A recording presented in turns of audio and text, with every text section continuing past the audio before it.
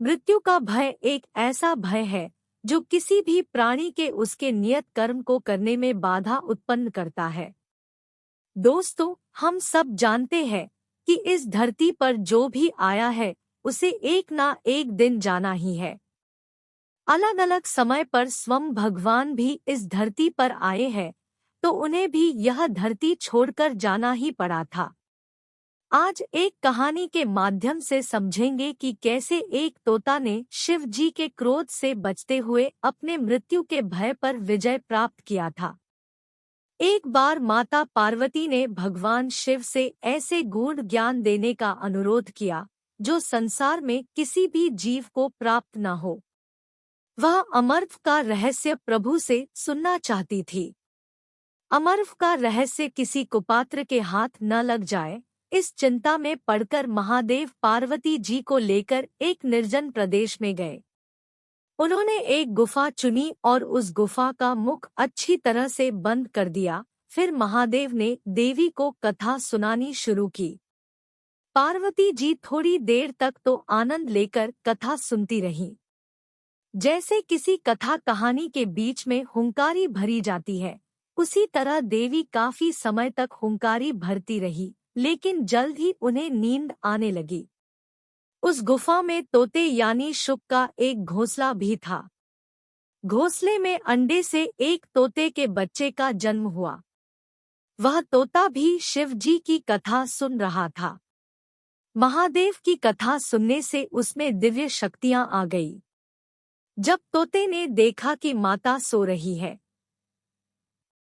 कहीं महादेव कथा सुनाना न बंद कर दें, इसलिए वह पार्वती की जगह हुंकारी भरने लगा। महादेव कथा सुनाते रहे, लेकिन शीघ्र ही महादेव को पता चल गया कि पार्वती के स्थान पर कोई और हुंकारी भर रहा है। वह क्रोधित होकर शुक को मारने के लिए उठे। शुक वहां से निकलकर भागा। वह व्यास जी के आश्रम में पहुंचा। व्यास जी की पत्नी ने उसी समय जम्हाई ली और शुक सूक्ष्म रूप धारण कर उनके मुख में प्रवेश कर गया। महादेव ने जब उसे व्यास की शरण में देखा तो मारने का विचार त्याग दिया। शुक व्यास की पत्नी के गर्भस्थ शिशु हो गए। गर्भ में ही इन्हें वेद, उपनिषद, दर्शन और पुराण आदि का सम्यक ज्ञान हो प्राप्त था। शुक ने सांसारिकता देख ली थी, इसलिए वह माया के पृथ्वी लोक की प्रभाव में आना नहीं चाहते थे, इसलिए ऋषि पत्नी के गर्भ से 12 वर्ष तक नहीं निकले। व्यास जी ने शिशु से बाहर आने को कहा, लेकिन वह यह कहकर मना करता रहा कि संसार तो मोहमाया है, मुझे उसमें नहीं पड़ना। ऋषि पत्नी गर्भ की पीड़ा से मरणासन्न हो गई। भगवान श्री कृष्ण को इस बात का ज्ञान हुआ। वह स्वयं वहां आए और उन्होंने शुक को आश्वासन दिया कि बाहर निकलने पर तुम्हारे ऊपर माया का प्रभाव नहीं पड़ेगा। श्री कृष्ण से मिले वरदान के बाद ही शुक ने गर्भ से निकलकर जन्म लिया। जन्म लेते ही शुक ने श्री कृष्ण और अपने पितामाता को प्रणाम किया और तपस्या के लिए जंगल चले गए। व्यास जी उनके पीछे पीछे पुत्र पुत्र कहकर पुकारते रहे, किंतु शुक ने उस पर कोई ध्यान न दिया। व्यास जी चाहते थे कि शुक श्रीमद् भागवत का ज्ञान प्राप्त करें, किंतु शुक तो कभी पिता की ओर आते ही न थे। व्यास जी ने एक युक्ति की।